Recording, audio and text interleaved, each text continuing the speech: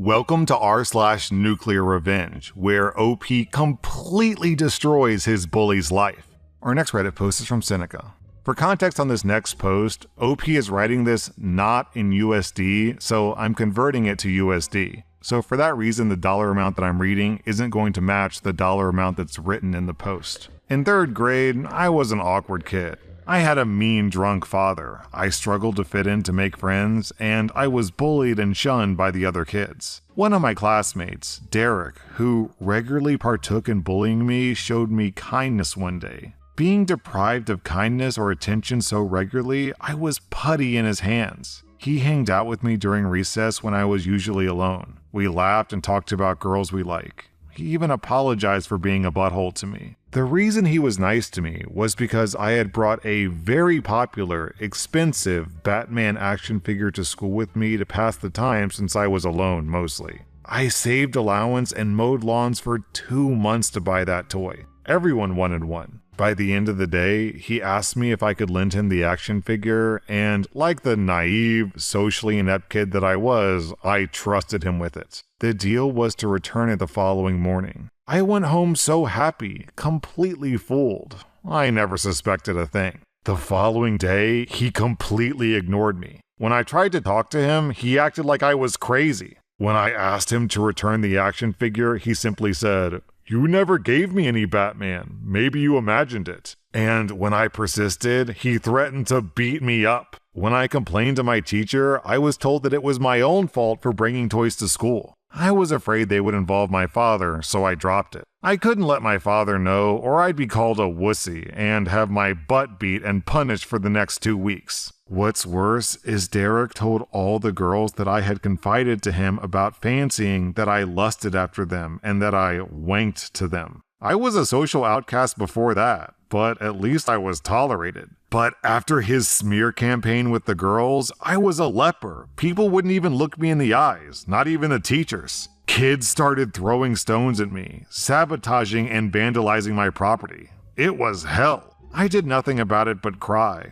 I was just a weak-willed kid after all. But to this day, I wish I'd bit someone's ear off or something. Anything in retaliation. After a while, the bullying died down. I focused on my studies and started getting good grades. Derek started talking to me again, but I ignored him completely. Sometimes he would repeat, "Why are you being such a baby? You didn't even give me anything. You imagined it." By the end of the year, we moved houses, and I transferred to another school not far away. Things were much better there. I finally had friends, and I wasn't as naive anymore, so I wasn't as easily targeted. But I was still mostly me, and I still got picked on now and then. Over the years, I became somewhat of a delinquent, and in high school, I got into regular fights. I may have been overcompensating for the lack of spine I had in my younger years. I bartended in nightclubs, hotels, and cruise liners in my early 20s. This helped me be a lot more socially adept and to understand social dynamics and human nature. I finished trade school and qualified as an electrician and later as a plumber. I know water and electricity, but believe it or not, I thought that it was ingenious at the time. I started my own business, developed a reputation for excellent workmanship in my local area, and did well for myself. When I was 29, I received a call out at 2 a.m. for a flooded emergency at a local residence. When I got there, the place was a mess. Water was jetting out of a burst pipe, and the electrical equipment was shorted. It was highly dangerous.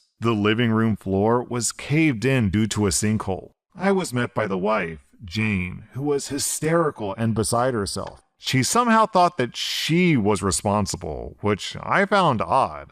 I assured her that it couldn't possibly be her fault. The husband arrived not 5 minutes later. His demeanor was irate. He didn't greet or shake my hand when I offered, but I recognized him immediately. Derek from all those years ago. He demanded to know why I haven't begun fixing the issue yet. I was professional, told him what I'd told the wife in terms of cost, but I hid the written quote in my vehicle. I told him who I was and acted happy to see him, assured him that he was in good hands. After he argued with his wife for a while, he seemed to calm down and joked with me. I knew that I had fooled him. We talked about our careers, kids, our school days. I gave him tips and fake recommendations. We got along great. His trust was easy to gain. He must have thought of me as a complete sucker. I assured him that he was in good hands and this would be fixed in no time. I was careful not to start any actual work on the property. Doing the smallest thing would make me responsible for all of it. Derek left after an hour or so and his wife stayed behind. I started my revenge. When I was doing my assessment, I noticed that most of the building didn't comply with city regulations and didn't adhere to the registered and approved plans. There were multiple safety hazards, and all plumbing and electrical work were completed by unqualified and uncertified people in an attempt to save money. Also, the pipe in question had been leaking for a few weeks at least, getting worse by the day and finally causing disaster, which meant that their water bill would be astronomical at the end of the month, unless a qualified plumber endorses a rebate with the municipality. I called my contact at the city, Donovan, and notified him of the regulatory violations, safety hazard, and non-city compliant installations on the property. I also told him of the possible water bill. He promised to be there the next day. I immediately started photographing and documenting. The following morning, Donovan was there at 10, and he had a field day. He informed Derek's wife of the calamity that was to come. They'd be forced to tear down all the building additions, remove all the uncertified plumbing and wiring installations, have the plans reapproved, and start from scratch, which was an estimated loss of approximately $95,000. Derek was there in minutes, and he was livid. He quickly threatened legal action, but Donovan simply told him that he had more than enough photographic evidence to have the property declared invalid within a week if Derek didn't comply in writing. Donovan reminded Derek that he does this for a living and that the city has more legal resources to waste money on. I left Derek an invoice for my time just to smear salt in the wound, and I took my leave. Later, he phoned me and called me every name under the sun. I remained silent and he hung up. He went on Facebook to rant about me, which was a bad idea. All the community stood up for me, and it started a storytelling competition where all kinds of people revealed stories of unsavory things Derek did to them in the past. Apparently, Derek's always been a butthole. He never changed. One day, he called me and asked to meet. He sounded defeated and depressed, so I decided to meet and see what's up. I met him at a local busy convenience store. I know better than to take Derek the Weasel at face value, so I noticed quickly when he laid his phone screen down on the table.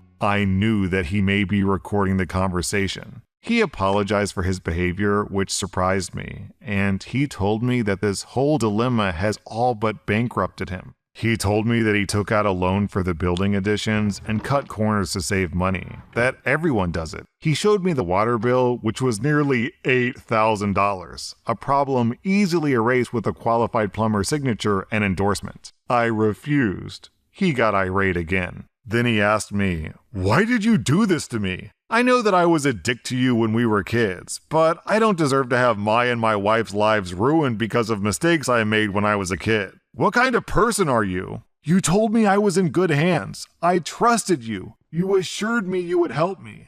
Then you stabbed me in the back. You quoted me only a few hundred and told me not to worry." I replied, "I said no such thing." "Stop lying. You told me that it would cost a few hundred, maybe less. I heard you say it. You promised to help me, gave me recommendations.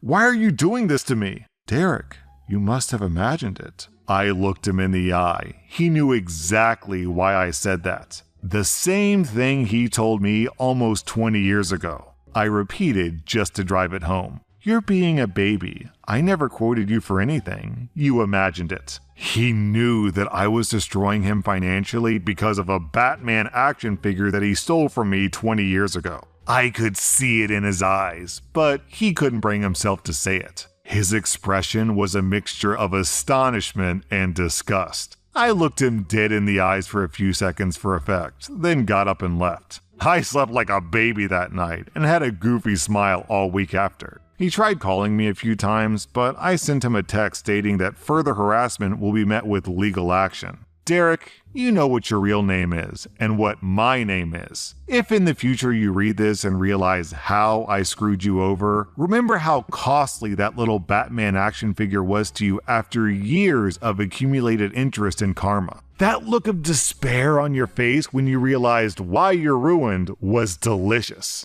I cackled maniacally on the drive home from that convenience store. It was time for Derek to pay the piper. And if you think this will help you legally, go ahead and try. It won't, so don't waste your time. Or rather, do waste your time and money. I welcome being even more of a financial inconvenience to your life. F you, Derek. OP really channeled Batman and executed some Batman-level revenge. Our next Reddit post is from IntoxM. When I was about 10 years old, my dad got a new girlfriend, Lauren. Lauren was an evil monster. When I first met her, she was lovely and friendly. I quickly liked her. But over the years, everything went downhill fast. It started small. Lauren would steal my things, then deny it. Of course, everyone believed her. She would tell me that my dad loved her more than me, and that if she wanted to, she could click her fingers and he'd never see me again. She read my diary, then told everyone what I'd written. She reported me to the RSPCA for abusing my animals. I wasn't. After a couple of years, she had my dad beating me. She would constantly tell my dad how bad I was and encourage him to hurt me. After a while, he'd always snap and end up doing what she wanted. There are so many more things she did, but you get the picture. My dad and Lauren separated when I was about 16 years old, but they had a house together still. It was around this time that as a suicidal, miserable teenager, I decided to get even.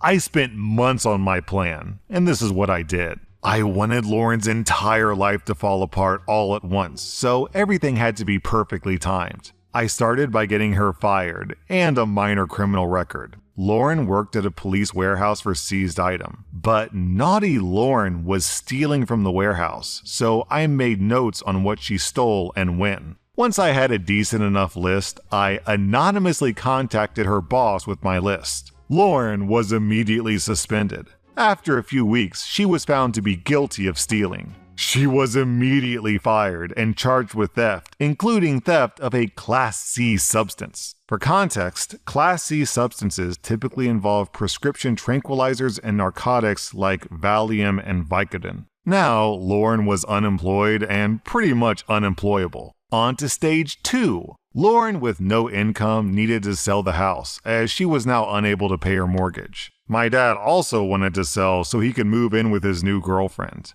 So I made the house unsellable and pretty unpleasant to live in. My dad and Lauren were stupid and never locked their back door. I didn't have keys. So I would sneak in when I knew they were out and hide disgusting things. Bugs everywhere. Old prawns hidden under floorboards. I even stitched some old prawns into the bottom of the curtains. Dead mice everywhere, including under Lauren's pillow. Live mice in the pantry. The house stank and no one could figure out why. Estate agents refused to list it or would only list it for far under the value. And potential buyers would leave quickly after no one could explain the source of the vile smell. Lauren was approaching bankruptcy, exactly what I wanted. Only one area of her life was left to destroy. Lauren had been in a relationship for a year or so with this guy, John. Well, Lauren was cheating on John, and with John's own father of all people. Poor John proposed to Lauren.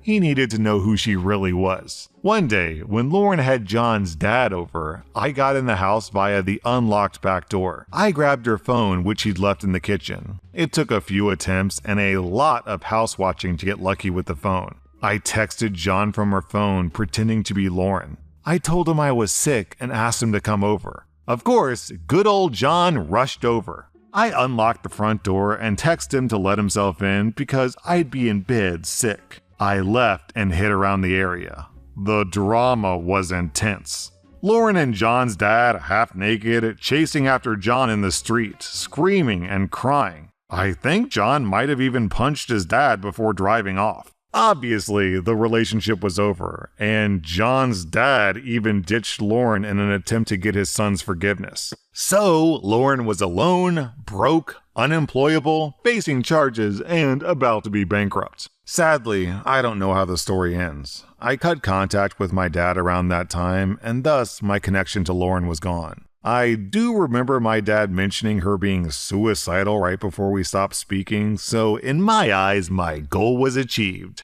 I didn't need to see the fallout anyway. Just knowing what I'd achieved was more than enough for me. Getting revenge against Lauren is fantastic, but I love that OP also got side revenge against his dad by making his house unsellable, because the dad was the douchebag who brought Lauren into OP's life in the first place. That was r/nuclear revenge, and if you like this content, check out my podcast where I publish the exact same episodes. Also, hit that subscribe button because I put out new Reddit videos every single day.